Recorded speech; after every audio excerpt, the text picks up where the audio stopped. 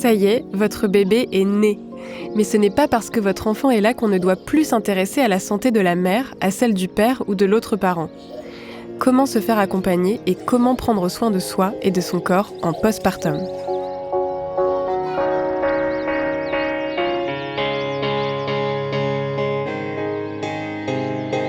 Bienvenue dans 3-2-1 Parents, le podcast de l'assurance maladie qui vous aide à vous préparer au mieux à l'arrivée de votre enfant, mais aussi et surtout à veiller sur votre santé et sur la sienne.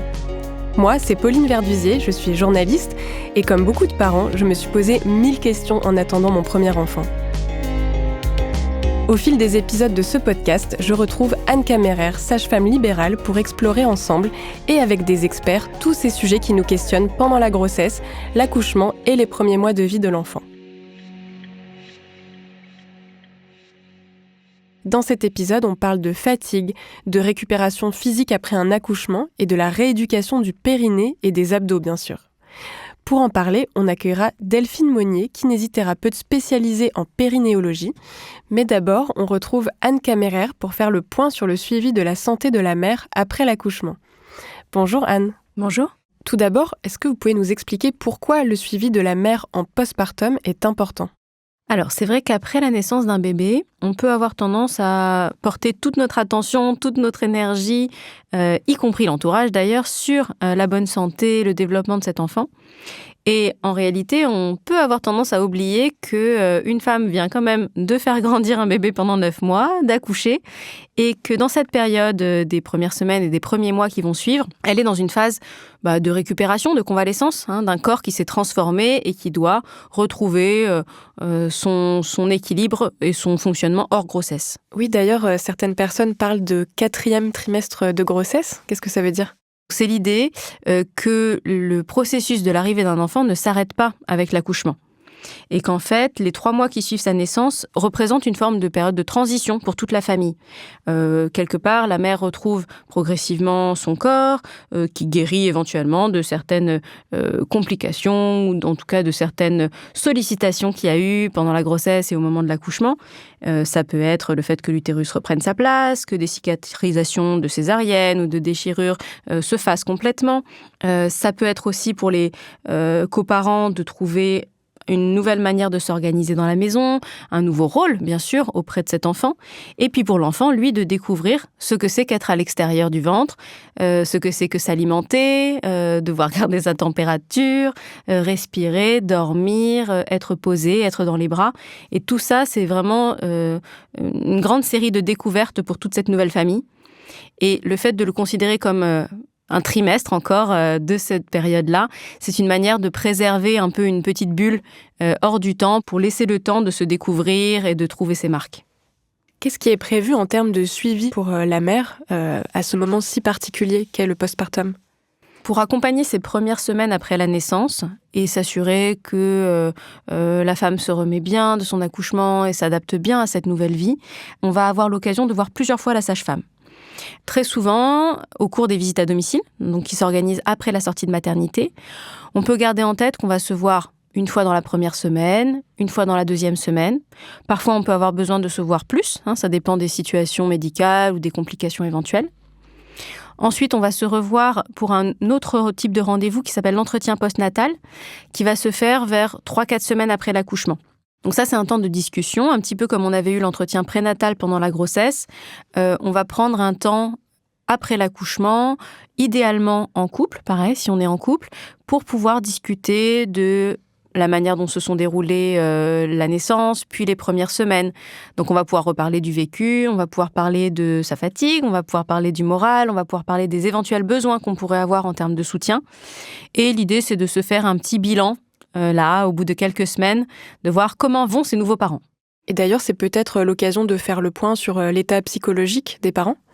Oui, tout à fait. C'est vrai qu'au bout de quelques semaines, après la naissance, on est souvent dans une période assez charnière parce que la fatigue commence à s'accumuler. On peut être plongé dans les nouvelles difficultés ou en tout cas aventures de la vie de parent. Et ça peut être, sur le plan psychologique, un peu un petit creux de la vague. Et donc, ça peut être intéressant d'avoir un moment dédié pour en parler avec sa sage-femme et faire le point sur ses besoins. Parce qu'il arrive qu'on soit juste très fatigué, très sensible, qu'on ait juste besoin de décharger, de pleurer un coup en consultation et puis on sent qu'on repart et que ça va mieux. Ou bien on peut être en difficulté, on va dire, un peu plus profonde et avoir besoin d'orientation vers d'autres professionnels, de soutien, de l'entourage, particulièrement dans ce moment-là. Et c'est quelque chose qu'on peut mettre en place avec sa sage-femme au cours de cet entretien. Oui, et d'ailleurs, on a dédié un épisode de ce podcast à la santé mentale, auquel vous pouvez vous référer. Ensuite, après l'entretien postnatal, il y a aussi la consultation postnatale, donc c'est différent, c'est une chose différente ? Oui, c'est un autre rendez-vous qui se passe un petit peu plus tard. Ça se passe plutôt vers 1 mois et demi, 2 mois après l'accouchement. C'est l'occasion de faire le point sur la récupération du corps, un petit peu plus à distance de l'accouchement. L'idée, c'est de voir ensemble, est-ce que les saignements après l'accouchement se sont bien arrêtés ? Est-ce que s'il y avait eu une déchirure ou une cicatrice de césarienne, est-ce que tout a bien cicatrisé ? Est-ce qu'il n'y a plus de douleur, plus d'inconfort particulier ? Donc on fait un peu un petit bilan comme ça, globalement. Et puis ça permet aussi de reprendre le suivi gynécologique, c'est-à-dire est-ce qu'on était à jour sur son dernier frottis ? Est-ce qu'on a besoin d'en refaire un ? Est-ce qu'on a une contraception qui nous convient? Est-ce qu'on souhaite en changer? Si on souhaite poser un DIU, ce qu'on appelait avant les stérilés, ça peut être aussi une consultation où on peut le poser. Et qui peut faire cette consultation? Alors, elle peut être réalisée par la sage-femme. Donc, par exemple, la sage-femme qui a fait notre suivi de grossesse. Elle peut être réalisée aussi par les gynécologues, par les médecins généralistes. En fait, elle peut être réalisée par toute personne apte à faire le suivi gynécologique. Et donc, typiquement, si on avait quelqu'un qui avait l'habitude de faire notre suivi gynécologique, on peut retourner voir cette personne-là pour faire cette consultation postnatale. Il arrive aussi qu'elle soit proposée à la maternité où on a accouché. Souvent, c'est le cas lorsque on a eu une naissance un petit peu compliquée. Ça peut être, dans certains cas, de césarienne ou de forceps pour aider la naissance de l'enfant. Et en tout cas, s'il y a eu une complication, il arrive que la maternité propose de faire cette consultation un peu à distance avec le ou la gynécologue qui était présente au moment de la naissance.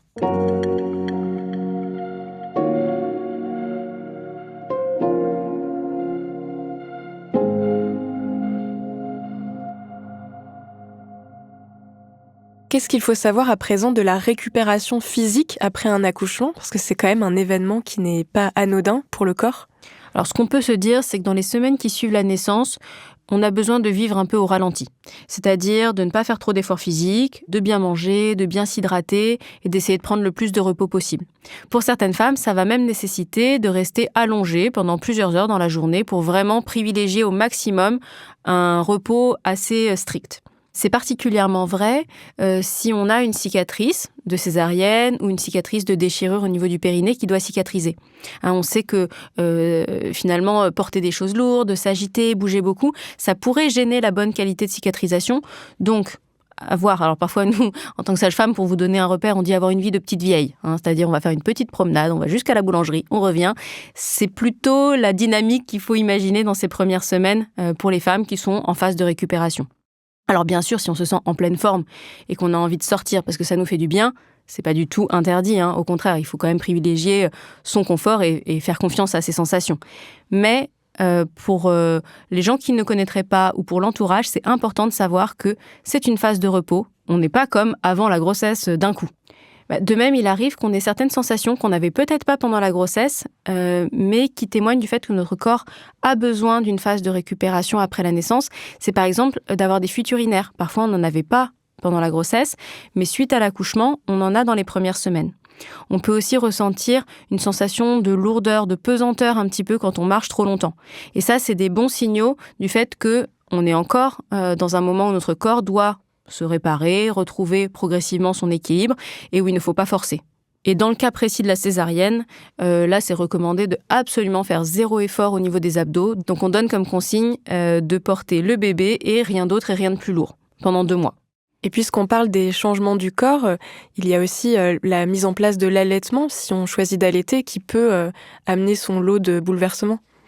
Oui, pour les femmes dont c'est le premier enfant et qui allaitent pour la première fois, ça va faire de nouvelles transformations et de nouveaux changements à apprivoiser. Alors pour certaines, ce sera très évident, très facile. Il suffira de mettre un bébé au sein. Et puis pour d'autres, ça va demander un apprentissage, une découverte. Ce sera peut-être un bébé qui ne va pas comprendre initialement exactement comment il faut faire. Et ça peut être sensible, douloureux ou difficile dans cette première période. Donc c'est important d'avoir en tête que la mise en route de l'alimentation d'un bébé, ça peut prendre du temps, ça peut prendre de l'énergie. C'est normal et c'est important qu'une femme puisse s'y consacrer entièrement. Donc on sait que la réussite d'un allaitement dépend beaucoup du soutien de l'entourage parce que allaiter dans les premiers jours ou premières semaines, ça va vraiment être un travail à temps plein. Et donc, on a besoin que l'entourage prenne soin des mamans et prenne soin de la vie domestique de la maison pour lui laisser ce temps-là pour mettre en route l'alimentation de son enfant. Oui, donc ça veut dire que si on choisit d'allaiter, l'idéal, c'est vraiment de ne rien faire d'autre puisque c'est très énergivore. Alors, on va forcément s'adapter à la situation qui se présente devant nous. Quand on est solo ou quand on est en couple, c'est pas tout à fait la même chose. Mais c'est vrai que c'est une énergie importante, en particulier dans les premières semaines, où c'est important d'avoir conscience que les femmes sont très occupées à ce moment-là. Et est-ce qu'on peut résumer les avantages de l'allaitement ? Alors, il y a certains avantages qui vont être physiques, si on peut dire. C'est-à-dire qu'on sait que l'allaitement va être protecteur pour la santé des bébés. Par exemple, ça transmet des anticorps qui permettent de diminuer le risque d'infection, en particulier tout ce qui va être infection ORL, par exemple les otites, des choses comme ça. Les gastro aussi, ça permet de diminuer un petit peu le risque de gastro-entérite. Donc c'est vrai que c'est une alimentation qui est protectrice contre certaines maladies et adaptée aux besoins physiologiques des enfants, puisque quelque part, ça a été un peu sélectionné pour les petits humains. D'ailleurs, on sait que pour les grands prématurés, le lait maternel est la seule nourriture possible. C'est pour ça d'ailleurs que le lait est si précieux pour les hôpitaux, parce que c'est l'alimentation qui est la plus facile à digérer, et donc du coup, chez les bébés fragiles, eh bien, ce sera la seule disponible. Du côté des mamans, un avantage, c'est qu'on sait que le fait d'avoir allaité longtemps dans sa vie protège un petit peu contre le cancer du sein. Ça peut permettre à certaines aussi de retrouver de la confiance dans leur corps, de voir qu'il est capable de nourrir un bébé. Et ça peut être particulièrement important quand on a vécu, par exemple, un accouchement difficile, qu'on l'a mal vécu. Et pour certaines, ça peut compter de savoir que l'allaitement maternel permet de retrouver plus rapidement son poids d'avant-grossesse. À côté de ça, il peut y avoir des avantages d'organisation pour les femmes. Ça peut être pratique de sortir sans forcément avoir besoin de prendre le gros sac à dos avec les repas pour les heures qui viennent et de savoir que finalement, si son bébé a faim au cours de la balade ou de la sortie, on peut le nourrir à tout moment sans avoir besoin d'avoir prévu quoi que ce soit. Et puis, c'est aussi un moment de contact privilégié avec le bébé. Donc, pour certaines, ce sera des moments de câlin, des moments très agréables qui, on va dire, participent au lien qu'on est en train de tisser avec son enfant. Puis enfin, on peut penser à des avantages plus indirects de l'allaitement. Le fait que c'est gratuit, par exemple, et puis que c'est plus écologique, dans le sens où on ne dépend pas de l'élevage des animaux ou de la fabrication industrielle pour nourrir les bébés. Notre rôle en tant que professionnel, c'est d'être disponible pour accompagner et pour aider au bon déroulement de l'allaitement maternel. Mais nous savons qu'il est très important de respecter le choix des femmes. Et il faut vraiment garder en tête qu'un bébé peut aussi très bien grandir nourri exclusivement au biberon. L'objectif, quand on devient parent et quand on élève un enfant, c'est de trouver un équilibre qui va nous permettre à tous de se sentir bien et serein dans cette histoire.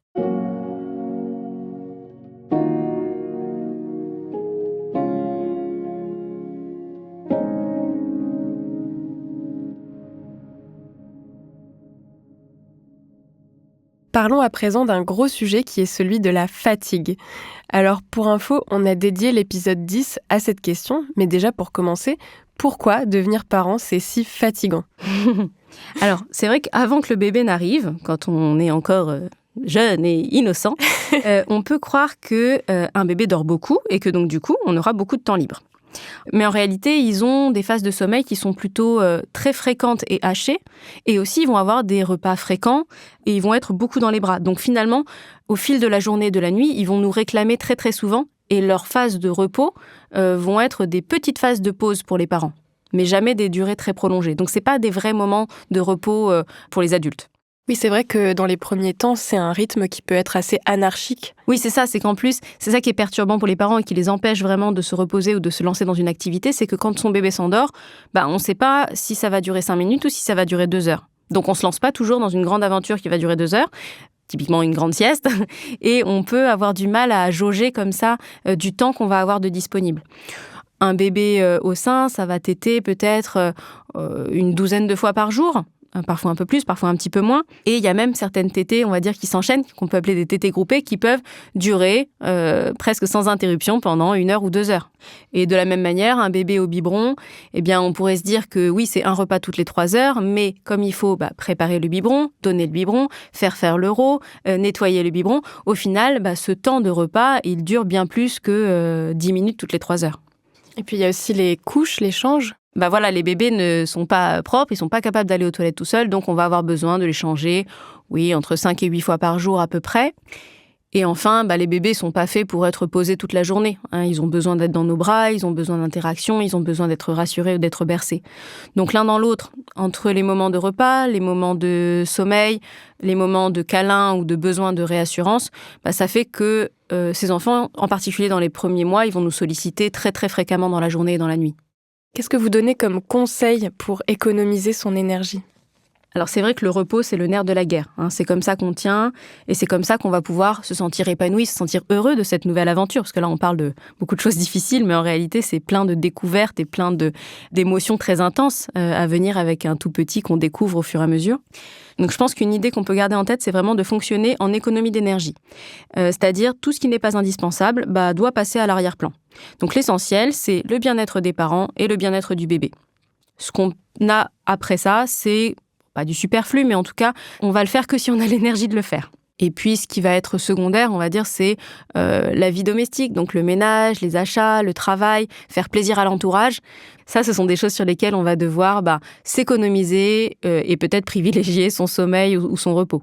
Donc, on dit parfois, dormez dès que le bébé dort. Bon, c'est pas toujours simple. C'est pas toujours facile, en effet. Mais dormir ou se reposer dès qu'on le peut, ça, c'est important. Ne faire que les choses qui nous font du bien à nous. Parce que quand on accueille un nouvel enfant dans une famille, on peut recevoir beaucoup de visites, beaucoup de sollicitations. Et il ne faut pas que ça vous épuise. Il faut que ce soit des moments agréables, des moments où on est content de voir les autres. Mais si on doit se retrouver à être les autres parfaits, qui ont préparé le goûter, qui ont accueilli la famille, qui leur ont fait plaisir, qui ont montré le sourire, qui s'étaient maquillés avant pour avoir l'air en forme, alors qu'en fait, on a dormi 2 heures dans la nuit, en fait, on s'est épuisé. On était peut-être content de voir les gens, mais on s'est vraiment épuisé à leur faire plaisir pendant 2 heures. Et le soir, on le paye très fort en termes d'énergie et de morale. Donc, c'est vrai que j'aurais tendance à dire que si on peut être un tout petit peu égoïste et surtout témoigner de ses besoins et être capable de les verbaliser auprès de son entourage, c'est important. Typiquement, un truc vraiment important, c'est la nourriture. On va tous avoir besoin de manger à peu près 3 fois par jour.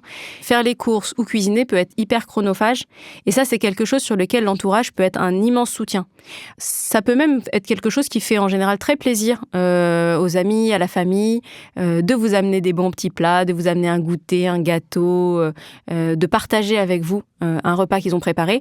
Et ça, si les gens n'en ont pas naturellement l'idée, ça peut être quelque chose que vous leur suggérez, si vous êtes suffisamment proche, de dire ce qui nous ferait vraiment du bien, ce serait de manger un plat fait maison, parce que là, on mange des surgelés depuis 3 jours parce qu'on n'a pas eu le temps.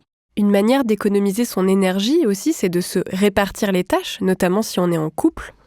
Oui, c'est important de savoir qu'on peut avoir besoin d'en discuter et de se mettre d'accord sur une manière de s'organiser. On est une espèce d'équipage dans un bateau, peut-être avec une mer pas tout à fait tranquille, assez agitée, et il faut qu'on puisse compter l'un sur l'autre, il faut qu'on puisse se relayer. Et donc typiquement, si une femme allaite, elle va être beaucoup consacrée à l'alimentation du bébé. Et très souvent, ce sera le rôle des coparents de gérer l'échange et de gérer l'aspect domestique de la maison. Les repas, le ménage, les courses, etc. On sait que la femme va être potentiellement physiquement un petit peu plus fatiguée et donc qu'on ne va pas lui demander de faire les choses les plus physiques dans la vie quotidienne. Et on peut avoir besoin de se répartir comme ça le travail. D'où la nécessité de prendre le congé de paternité et d'accueil de l'enfant qui est destiné au père ou à la personne qui vit en couple avec la mère. Oui, tout à fait. Vraiment, les premières semaines, c'est des périodes de bouleversement intense, de sollicitations importantes par le bébé. Et donc, si on a la possibilité d'être 2 à la maison, c'est l'idéal. Et pour finir, y a-t-il d'autres rendez-vous à ne pas oublier ?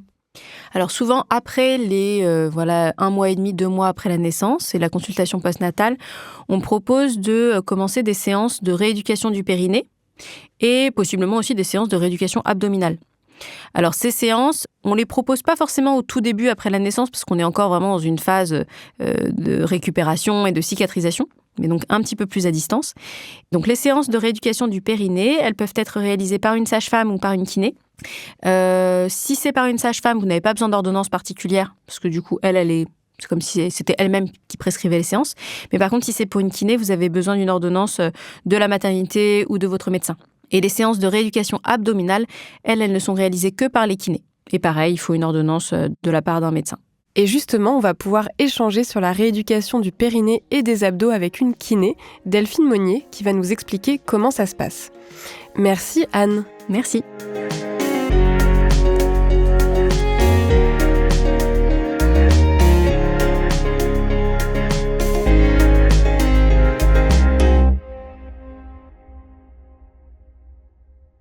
On va à présent parler de rééducation périnéale avec Delphine Monnier. Delphine Monnier, bonjour. Bonjour.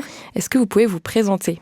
Delphine Monnier, kinésithérapeute en libéral depuis 2001, avec un DU de pelvipérinéologie, donc tout ce qui concerne le petit bassin, depuis 2012, et spécialisée dans la prise en charge des jeunes mamans, entre autres. Si je comprends bien, la rééducation périnéale, ça concerne le plancher pelvien. Donc le plancher pelvien, c'est cet ensemble de tissus, c'est ça qui soutient les organes. Est-ce que vous pouvez un peu décrire ce que c'est ? C'est un muscle qui est situé en fait entre le pubis et le coccyx. En fait, c'est un losange très schématique qui va partir du pubis, lorsqu'il y a à l'avant du bassin, en diagonale jusqu'aux ischions, jusqu'au coccyx, lorsqu'il est tout au fond, tout en bas de la colonne vertébrale. Et en fait, c'est ce losange sur lequel on est assis toute la journée, qui constitue le périnée et qui est extrêmement épais. C'est pas un petit zgouigoui coincé entre le vagin et l'anus qu'on a tendance à décrire, mais c'est vraiment le plancher pelvien porte bien son terme. Et donc, à quoi sert le périnée exactement ? Le périnée, c'est un ensemble de muscles qui va servir à soutenir les organes, qui assure la continence et l'équilibre du petit bassin. Et donc, à quoi sert en fait la rééducation du périnée en postpartum ? Elle soigne les troubles, les douleurs, les problèmes de fuite, plus ou moins sensation de lourdeur qu'on peut avoir. C'est aussi une prise de conscience d'une zone qu'on ne connaît pas. Et enfin, c'est beaucoup de prévention de mauvaises habitudes de la vie quotidienne des femmes. Et du coup, est-ce qu'on peut revenir un petit peu sur les problèmes justement que la rééducation périnéale peut aider à résoudre ? Vous aviez parlé de problèmes de fuite urinaire notamment. Qu'est-ce qu'on peut citer d'autre ? Il y a aussi les descentes d'organes. Est-ce que c'est courant ? Parce que c'est vrai que ce mot, il fait un petit peu peur, mais qu'est-ce que ça veut dire exactement ?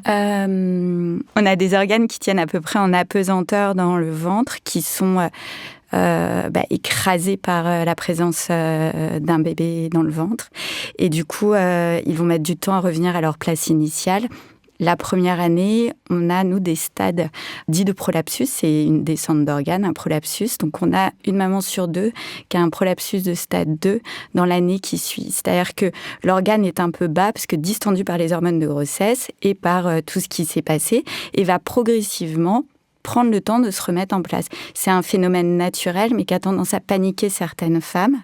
Et il faut être attentive à celles qui ont des facteurs de risque plus importants que d'autres pour que ça ne perdure pas dans le temps. Et du coup, est-ce que c'est quelque chose qu'on ressent ? Parce que c'est vrai quand on entend le mot de descente d'organes, c'est un peu flippant et puis on s'imagine quelque chose de, je sais pas, de visible ou qui fait peur. Mais alors ça, c'était le siècle dernier. Là, maintenant, on intervient avant. Ça se soigne très bien pour les personnes qui ont des problématiques. Dans le pire des cas, on va sentir une pesanteur en fin de journée. Certaines vont décrire comme une boule dans le vagin. Mais dans la première année qui suit, si c'est bien pris en charge, ça revient complètement à la normale. Il n'y a pas à s'inquiéter. Et donc ça, c'est quelque chose qui peut être très bien soigné par la rééducation périnéale. Oui. Et en ce qui concerne les fuites urinaires ou les problèmes d'urgenterie, comme on dit, qu'est-ce que ça peut être justement les cas classiques que vous voyez en consultation concernant les troubles urinaires ? Alors les troubles urinaires, l'urgenturie, c'est une fuite urinaire qui arrive sans prévenir quand on rentre chez soi sur le paillasson, quand on met les mains sous l'eau froide. Et on a des fuites urinaires d'effort, donc là c'est un problème de périnée avec une hyperpression, toux, course, on rigole. Et ça peut aussi donner des fuites d'effort avec des conséquences anales, une difficulté à retenir un gaz et dans des cas plus avancés, des matières. Mais ça arrive.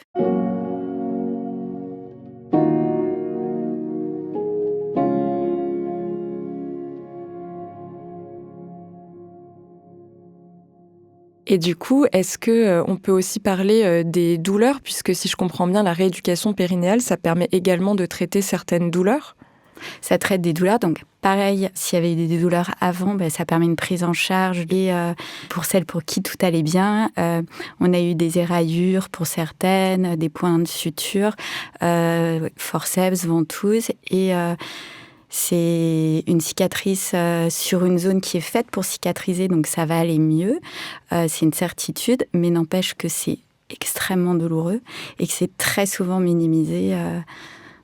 J'ai eu quelques petits points de suture sur une vulve, c'est pas anecdotique en vrai. Donc ça veut dire qu'en cas de déchirure, d'épisiotomie, de points de suture, notamment dans les accouchements par voie basse, c'est quelque chose qui peut être traité en séance? Complètement. En 2025, c'est pas normal d'avoir mal. Et ça peut être également les douleurs pendant les rapports sexuels.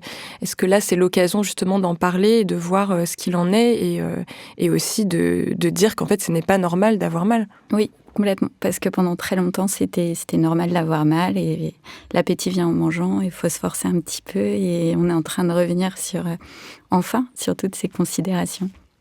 Et donc, ça veut dire qu'il y a des façons de travailler justement sur le plancher pelvien pour soit le remuscler, soit le détendre pour que ça vienne soigner ces douleurs, c'est ça? Oui, c'est un muscle comme un autre qui est dans un endroit intime, mais finalement qui doit fonctionner comme n'importe quel autre muscle.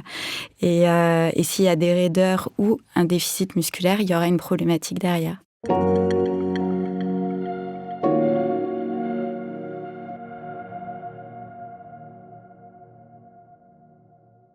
Dans la rééducation périnéale, quelles sont les méthodes qui vont être mises en place concrètement? Qu'est-ce qui va se passer en séance? Il y a une partie manuelle où le thérapeute a les doigts en intravulvaire. On va guider la patiente sur des mouvements parce que c'est un muscle qu'elle ne connaît pas et généralement qu'elle ne sait pas travailler. Donc concrètement, ça veut dire que le thérapeute a des doigts dans le vagin et on va venir serrer le périnée autour des doigts, c'est ça? Exactement. Et on va apprendre différentes parties du périnée. Il y a une méthode labellisée, la CMP, qui est beaucoup utilisée par les sages-femmes, où on a des images pour guider différentes parties du périnée. Donc ça veut dire qu'en fait, on va mobiliser son périnée, par exemple en le contractant, en s'imaginant qu'on ferme une porte, qu'on fait monter un ascenseur, ce genre de choses. Exactement. Voilà. Donc ça, c'est la CMP. Qu'est-ce qu'il y a d'autre comme technique? Ensuite, il y a ce qu'on appelle le biofeedback, où il y a une sonde qui est placée dans le vagin, qui enregistre la contraction du périnée et qui permet à la patiente et à la thérapeute de voir sur un écran la force, la vitesse et l'action du périnée.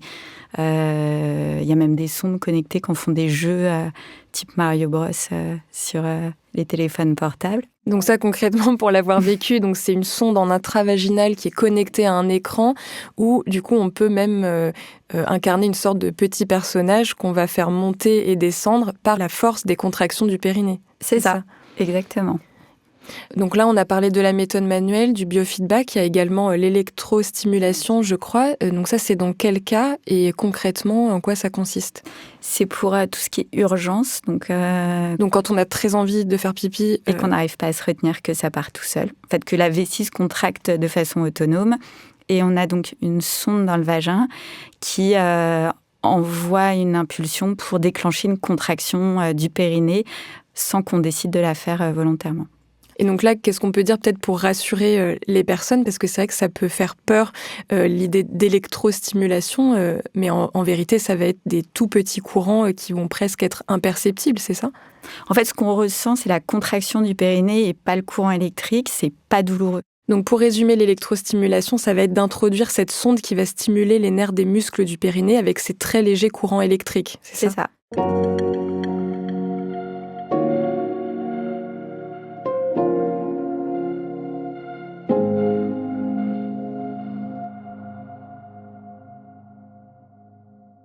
Quels sont les bénéfices de tous ces exercices? Parce que c'est pas juste finalement une question de postpartum. Finalement, ça peut servir tout au long de la vie d'avoir un périnée tonique. En fait, ça sert dans la vie de tous les jours, ça sert à protéger son périnée, ça sert à pas abîmer son bassin, à avoir un confort sexuel, à avoir un confort urinaire et anal, pas de problème de dos. C'est la base du buste sur laquelle on est assis toute la journée. Et en particulier pour une femme, c'est compliqué d'en faire l'impasse. Et alors là, on a parlé de rééducation périnéale. Qu'est-ce qu'il en est de la rééducation abdominale ? Parce que c'est vrai que c'est moins connu. Même moi, personnellement, je ne crois pas l'avoir fait. Mais en quoi ça consiste ? Ça sert à muscler le muscle transverse, c'est ça ? Voilà. Donc, est-ce qu'on peut expliquer un peu ce que c'est et qu'est-ce qu'on vient remuscler exactement ? Donc, c'est le transverse abdominal qui est un muscle profond qui va des côtes jusqu'au bassin, qui a une forme de corset, donc tout le ventre jusqu'à la colonne vertébrale, qui est distendu par le ventre d'une femme enceinte.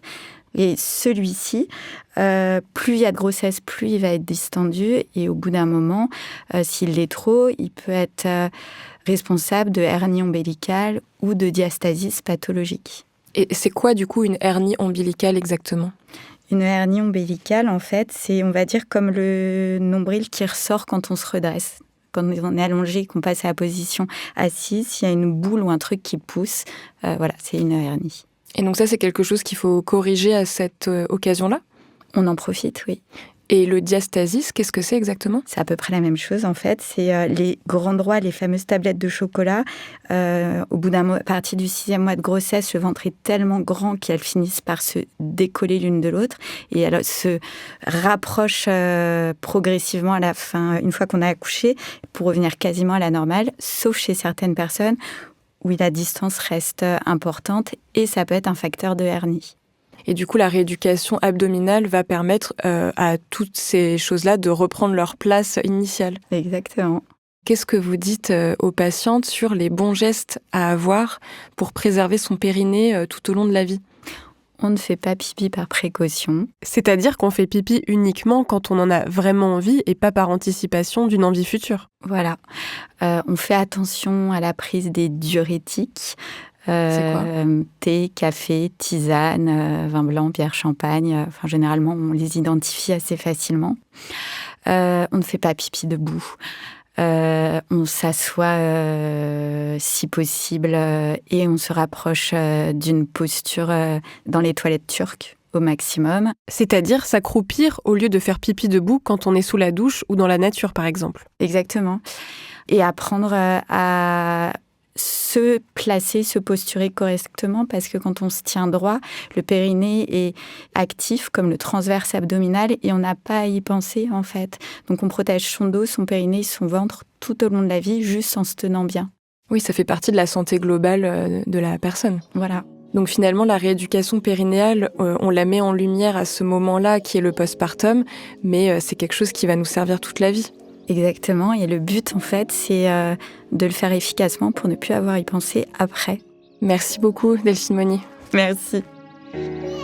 C'est important de noter que les séances de rééducation sont prises en charge à 100% par l'assurance maladie. Donc ça veut dire que vous n'avez rien à payer et la loi ne prévoit aucune limite dans le temps. Si vous avez eu des enfants par le passé et que vous n'avez pas eu le temps de faire votre rééducation, vous avez la possibilité de le faire à tout moment.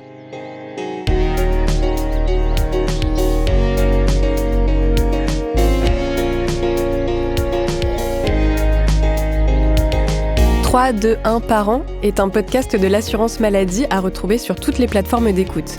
Abonnez-vous et écoutez d'autres épisodes avec de nouveaux experts. Et pour retrouver encore plus d'informations sur la grossesse et la parentalité, rendez-vous sur amélie.fr.